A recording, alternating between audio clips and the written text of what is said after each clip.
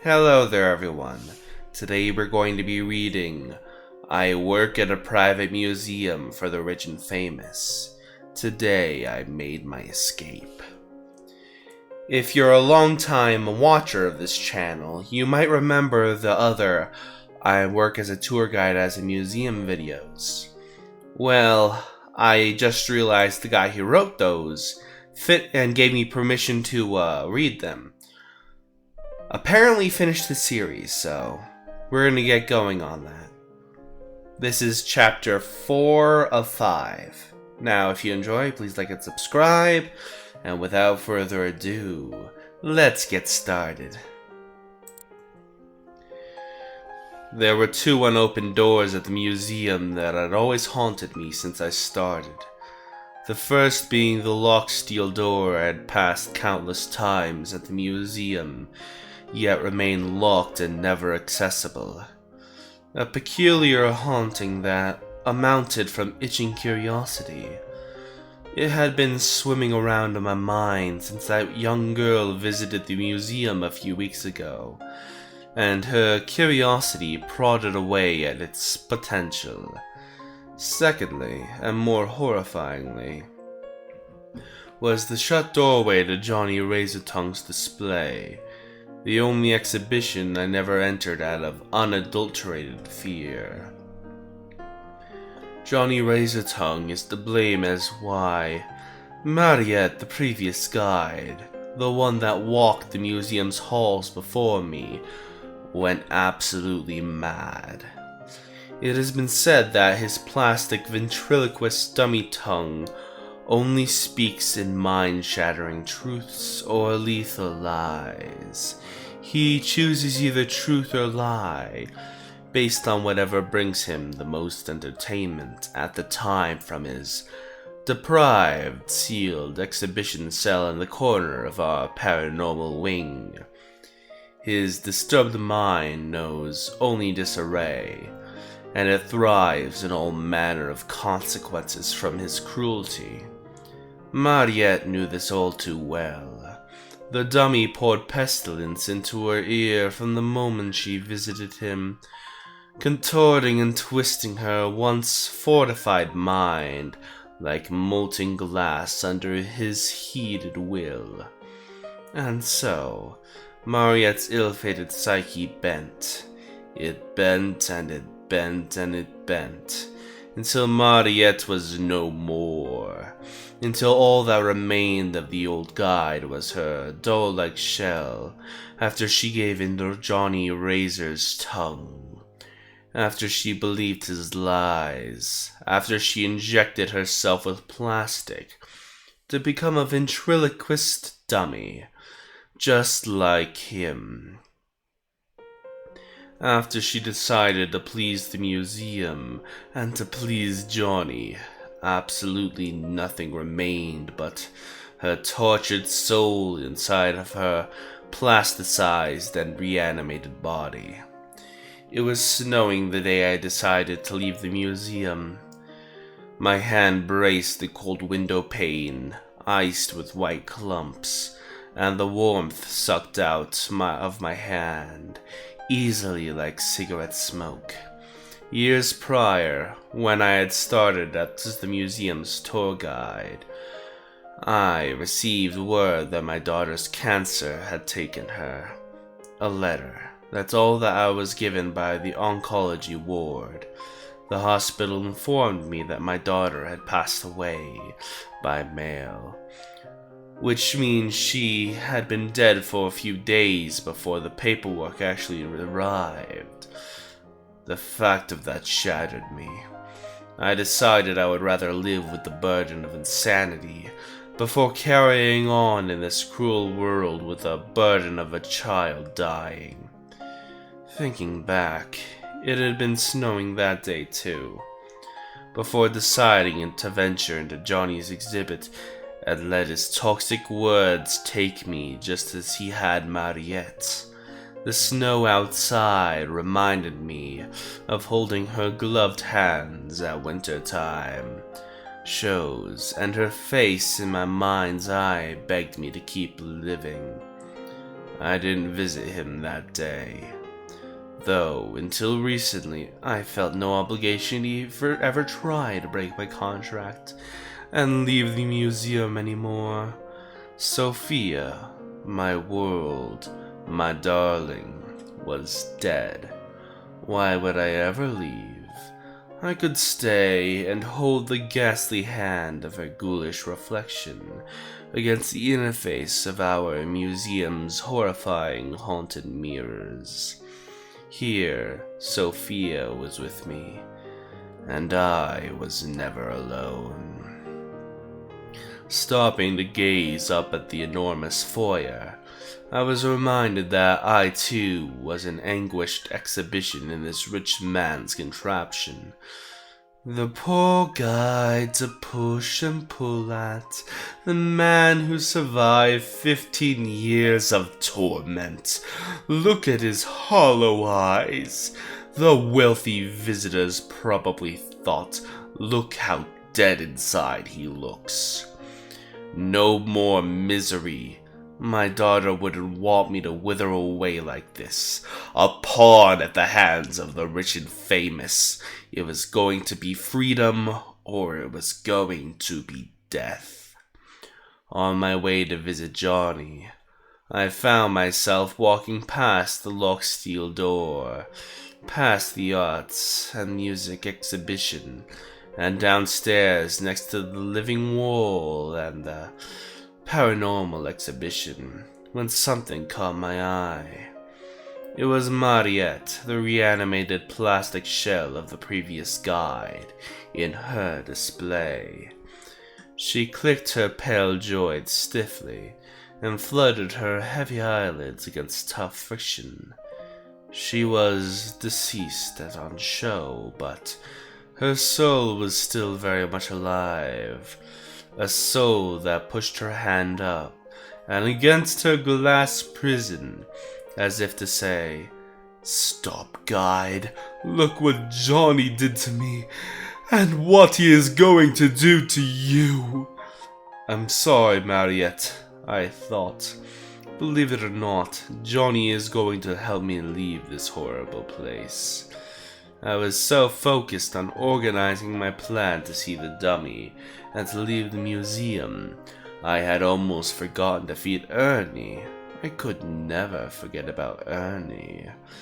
Beyond the insect exhibition hallway and to the left was our Animals and Evolution room. It was quite frankly rather dull, but Ernie always stood out to me like a hairy, clawed thumb. I found myself swiftly through the marble halls, climbing upon the balcony that stretched above the open-plan exhibition room. From the balcony overlooking his iron-barred pen, I tossed him heads of purple and green lettuce, which he chomped with an effortless wet crunch. See, Ernie was a bear-sized mole, and he had a secret. He was a gentle giant, and I loved him. It was so difficult to find a kind soul in this abominable place, and so I kept his secret. I found the hole he had dug up through the museum's garden, and I let him have it. If he couldn't have his freedom, if I couldn't. Completely dreading it, I took my time on my way back to the paranormal wing. Visiting Johnny was a necessary evil. The plan was based around the belief that I was well adjusted enough to figure out if Johnny was telling me a truth or a lie, and adjust my plan to leave the museum accordingly with new information. If he lied, I would in turn unveil it, flipping his lie on its head and use the opposite, a truth to my advantage. 15 years of experience as the tour guide was behind my back, something Mariette never had when his words broke her down. Becoming accustomed to the museum's horrors had made my mind a steel fortress. Though I just hope Johnny couldn't melt my mind as easily as he did. My master key met the rustic, untouched lock and twisted with a clank. With one slow, reluctant pull, I opened the door to the ventriloquist doll's chamber for the first and, hopefully, last time. It was foolish of me to assume the lights would still turn on after 15 years. I turned to grab the torch from my hip, my eye catching Mariette a few meters behind me in her display, facing away in disgust from the room which had been her demise years ago. I swallowed tightly and smacked my flashlight alive against my palm. Johnny was sitting on a black stool in the center of the small room. The light from my torch lit up his pale skin, which contrasted against his baby-sized tuxedo. From the corners of his lips straight downwards to his chin were thick, red lines cutting into his plastic face, forming into a mouth. His voice was croaky, yet dripping with sickening enthusiasm. Hiya, Michael. His words had already broken me. I hadn't heard that name in years. A decade even. I was lucky to even remember it. After a while, my name simply became Guide. But how? How could he? Buddy! Pal! His eyes wandering loosely in his sockets, then right like rolling marbles as he spoke. How's it hanging, Mikey? There was no dust on his combed hair nor suit, as you would expect for an animated plastic horror, who kept tidy by wandering the confines of his room. His mouth was ever smiling as he leaned to one side. And how's my girl? His stiff dummy frame moved and peered at Mariette over my shoulder behind me. Oh, isn't she just gorgeous now, Mikey? Look at that plastic shine. This thing was revolting, I thought. And Johnny turned his stiff head to me, smirking under the bright torchlight. How is your girl? Dead in a hole, Mikey? My stomach plummeted. I would have torn his tiny, disgusting head off in an instant if I didn't need him. The puppet laughed with a menacing whine. Sofia, she rotting in the dirt? My fist clenched, and the spotlight from my torch shook over him like the light from a swinging chandelier. Maggot's probably crawling out of her cheeks, Mikey? Stop! I suddenly bursted out, my echo carrying for a while through the empty halls of the museum. For a while he sat quietly on the stool, his legs freely kicking the air like a kid sitting on the edge of a pier. He stared up at me with a horrifying glassy eyes and a devilish smile that never quit. I'm leaving the museum for good at 6 o'clock. I gulped, watching his mouth move for hints of truth or lie in response that was about to come out of his plastic mouth. What do you think about that, Johnny? His head spun around several times and he spoke. Wow-wee, friendo, I have lots to think about, I do. For a while, I watched his puppet eyes roll around and only show white. He was contemplating, of sorts. You won't find any freedom outside, Mikey. His mouth pulled open mechanically and clasped shut as he spoke. Though you will find freedom.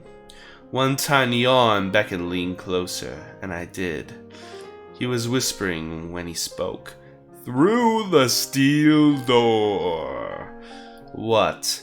He leaned back on his stool, one plastic square chin dancing in the light as he laughed to himself. I thought about it for a while. That steel door had remained sealed since I had started this awful job. He kept chuckling to himself before abruptly going quiet. His eyes were locked on the old guide behind me. "Oh, Mariette," he called out, a childish croak. I slammed the door and locked the door.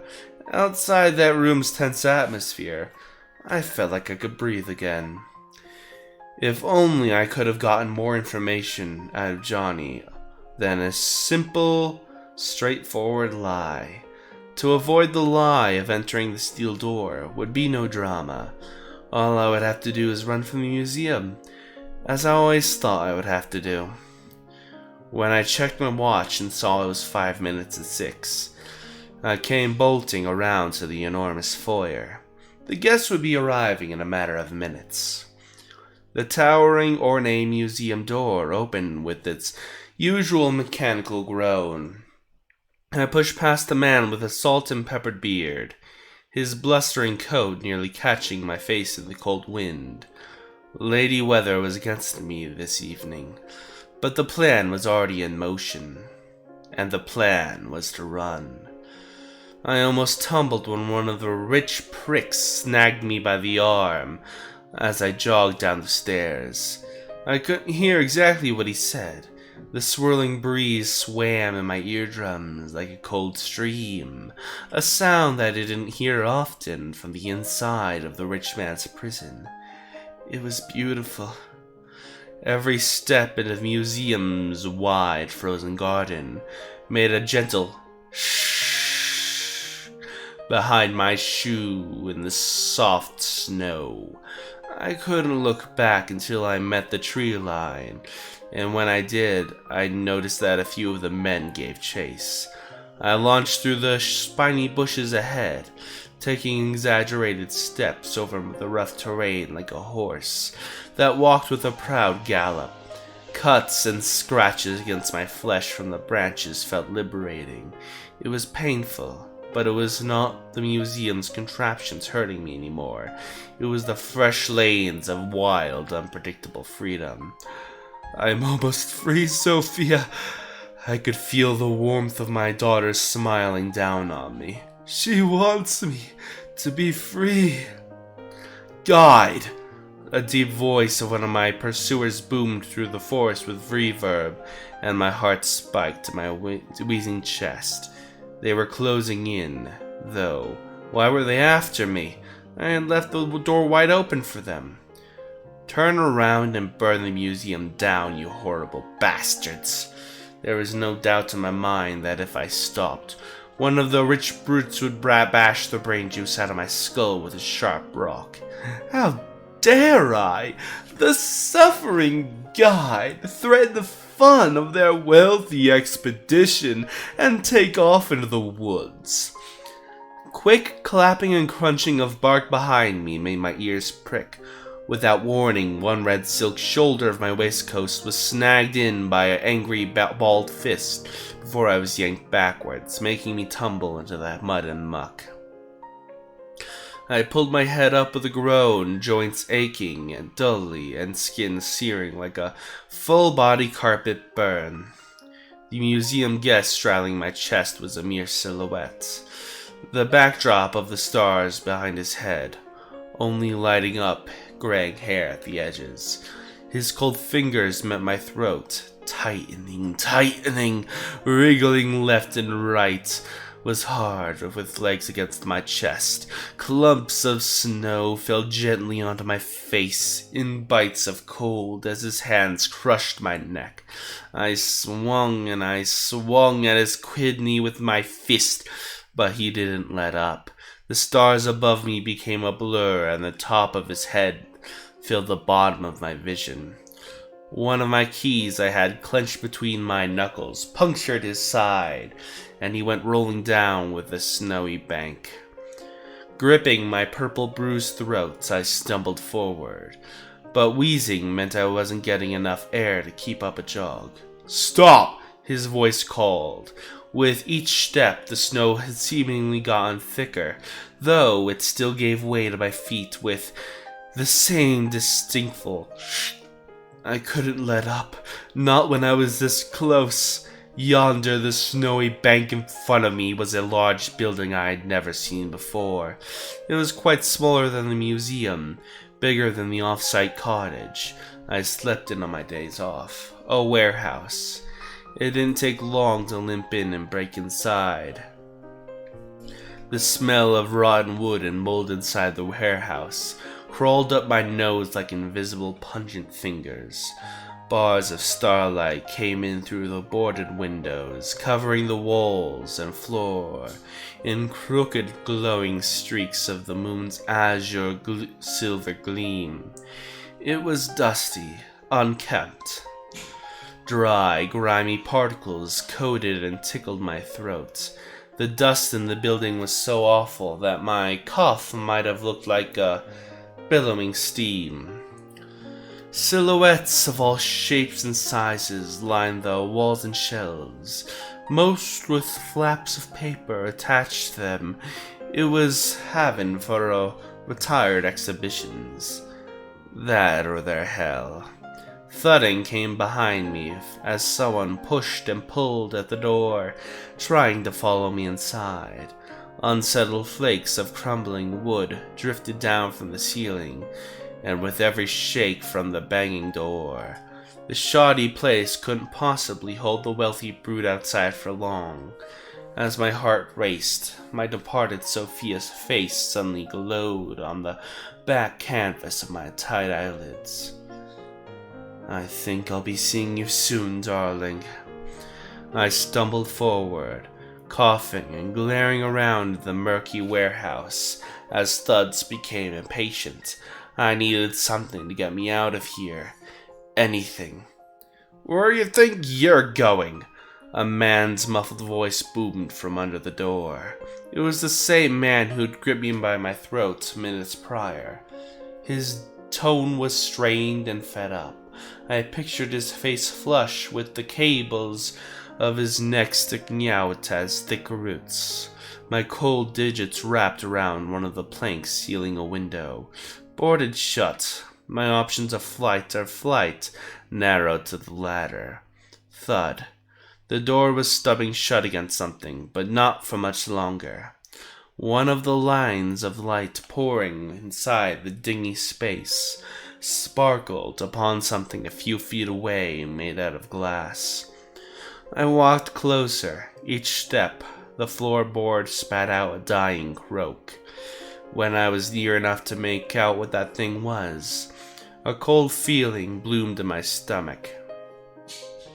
The thing I approached in the blanketing dim starlight was animatronic and ghoulish. Clumps of its artificial brown and fraying fur were clumped together in sticky balls of black grease. Its glass tennis ball eyes held tiny, startling black pinhole-sized pupils.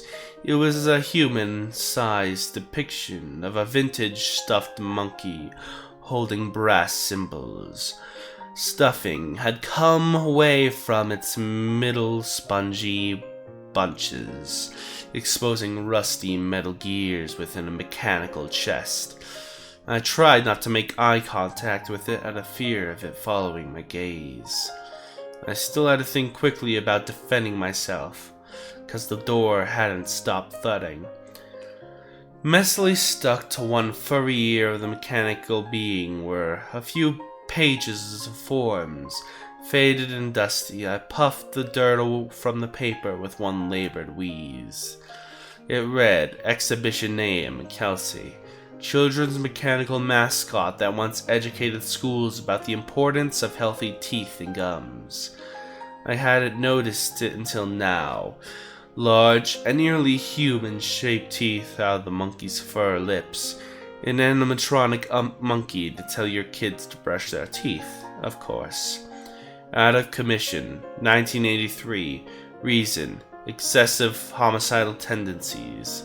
Signed and approved, Mariette and I. connected by the threads of time after all these years. This must have been an especially terrifying item to warrant locking it up in the warehouse to rot. I couldn't believe that I had found something retired by the previous tour guide of the museum. It made me feel less alone. I hadn't felt that flavor of deep-chested and rotten fear in over a decade. A time when I was acquainted with what lurked around the museum's ornate corners. However, this evening, I was again in unfamiliar and petrifying territory. Why was I not informed of this place? I would have decommissioned Johnny Razortongue in a heartbeat. If not for me, then for Mariette's tortured soul. Without warning, the stuffed mechanical abomination switched on. It chilled my blood to see golden iridescent bulbs flickering in the place where its lifeless, beady globes had been. Its jaw gnashed wildly, lagging and biting. It was stuck in a loop for a while, seeing through eyes that hadn't seen the world in decades, as it woke from its slumber. It turned to me, gleaming gears and yellow eyes, all feasting on the one who broke its sleep. Me. Kill. The speaker was trying to sing in a child's voice, but the rusty electronics could only cough up distorted noise. When it finally started to sing the tune and begin walking, I made for the door. Kelsey, drink milk for bones, put it in your tum. My hand met the handle of the door. I went tumbling backwards as the man kicked it in first, my elbow crashing onto the rotten floorboard. The mechanism behind me sang and sang, and her cymbals crashed and crashed. Bones, bones, bones, strong teeth for bite. No moans, moans, moans, brush your teeth at night. The intruder's hand was immediately aiming for my throat once more, but I was faster. I turned quickly, catching one of his arms and pulling them behind his back in a lock. Twisting, I faced this kicking legs outwards at Kelsey. This cymbal-clapping animatronic monstrosity approached slowly, gears churning in its open chest. Crash, crash, crash went the cymbals. They crashed until the gears had caught both his boots in its exposed core as he tried to kick her away. But he was locked in my arms, and he was locked tight. From then, it took a while for the man to stop screaming. His feet met the unyielding gears of animatronic innards in a red cloud of skin and bone. Calcium, drink milk for bones, put it in your tum. The once childlike voice coming out of the thing's speaker became choppy and a deep pitch like a singing birthday card with a dying battery. At that moment, I could only hope my daughter wasn't looking down, watching me ghoulishly smile as my witch pursuer struggled and screamed in my locked arms. Close your eyes if you're watching, honey. Daddy is going to be free soon. The man screamed and he screamed, and the dying speaker's voice line sung. Calcium. Metal gears were up to his calves. His cartilage popped, his leg bones buckled and broke with a stomach-curdling crack as Kelsey snapped his femurs like thick white pencils through her gears, as if the man was fleshy mulch. I only let go when he finally became limp.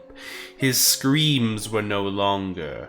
All that he could be heard in the dusty room was the mechanical spinning and clunking of gears from the animated monstrosity to my side. For a while I sat in the dark as it ate him whole. It felt good to finally fight back, but it was never meant to feel this good. the sound of bones crunching, the sound of his voice extinguishing like a wet flame. I was no longer going to be the one being tortured and tormented. I was going to be free. Though, as the age-old saying goes, ignorance is bliss. I wish I hadn't looked down at the mutilated man. I wish I hadn't seen that he was not someone wealthy nor a guest after all. Catching a proper glance at him in the dim moonlight, shining over his overalls and glistening keys, it became terrifyingly evident that he was museum security. I killed a man that was just trying to do his job. No, I didn't. The museum did. Deep down, I think I knew I was responsible, though, and that I might have enjoyed watching it happen. But it was time to keep moving. I swiftly bent down and swooped a metallic lighter and a ring of many keys before leaving the stuffed horror alone to eat. Most of the keys were long and identical to mine from the looks of things. Snow was blowing outside the warehouse. I had to squint, freezing ice-peppered eyes to see and orientate myself away from museum grounds. For a while I walked aimlessly in the blistering snow, not seeking a goal, but salvation in as much distance as I could make between the museum and myself. The weather was relentless, and I was ill-equipped from the get-go. At some point, I had a call with the museum's curator as I stumbled along the icy barren wilderness, but reality bordered with delusion. "You can never leave the museum, Michael," the voice was buzzing through the speaker. "You two are entwined." My jaw was chattering. I watched the steam from my mouth and lips escape me. "This money," the curator continued, "this type of money to let you run something like this, your contract simply does not end if you leave our borders, Sonny. You should know this." He was speaking in a condescending tone. All I could hear for a while was the clinking of a lighter opening and the curator sucking through a cigarette over the phone. Occasionally the wind blew a strong gust and pulled away my coat. "I think it's time you expire, boyo. See, we even have a new guy lined up to replace you. It's over. I'm going to be free." My voice was slow and hard to hear over chattering teeth. The curator scoffed. "No, Michael, you're not. I want to thank you for letting those people that are lonely at the top of the financial mountain, those rich and famous who are under constant judgmental eyes, those akin to exhibitions at a museum, letting them truly be somewhere and someone where they are not themselves. At our museum, they can be the audience, not the newspapers, nor the public's exhibitions, and you were instrumental in such success." Breathing didn't come easy. The air swirled and chilled, my lungs like inhaling menthol. "I'm going to be free." Words were labored from my lips. "Farewell, Michael." The phone clicked off. I staggered for a while after the call had ended. Hypothermic brain fog had me going in every which way. I had no chance of making it back to the museum in such delirium. Did I want to return, however? Of course not. It was cold, and I was tired. I laid down a piece of snow under a naked tree. The evening's snowy breeze no longer felt like anything at all across my numb face. Just for a little while, I'll sleep in the cold. Just for a little while." I tilted my head back, letting my eyelids drift shut, and the stars above me sing a final lullaby. For a while, the constellations looked like my daughter's face, and I smiled. If I held a handful of snow tight enough, It didn't feel like I was dying alone. It felt like someone was holding my hand, and the fear started to blow away with the wind. But the snow in my hand was hairy, and it was warm, and it was breathing. A cold pile beneath my arm erupted in the air with a snort, as if from a whale's spout. His brown fur looked unworldly against a field of snow. He couldn't see much with his two black beady eyes beyond his whiskers, but he knew it was me, and I knew it was him, Ernie. I swiftly buried into the thin layer of concave snow that Ernie's pink and brown head came from.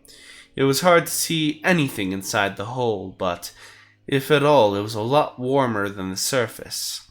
Inside, the lighter I had pulled from the security card no longer faltered in any wind in the tight space, and I caught the tail end of the mole's pink hind paws in the lighter's soft glow as he began to scurry back through the tunnel towards the museum. I crouched a slog through the tunnel, using only the lighter and Ernie to guide me. Warmth returned to my extremities and spread in waves. Coming to think of it, the lighter was not the only thing I had found on the man's body. Upon the keyring, I had taken a peculiar, long and winding key I had never seen before. One that I had never owned. A key to the steel door. Now, what was behind that steel door, you may be asking? I will be reading the conclusion to this series and releasing it on Halloween. Be sure to come watch it, and I'll see you later. I hope you enjoyed. Please like and subscribe, it helps the channel a lot. See you next time.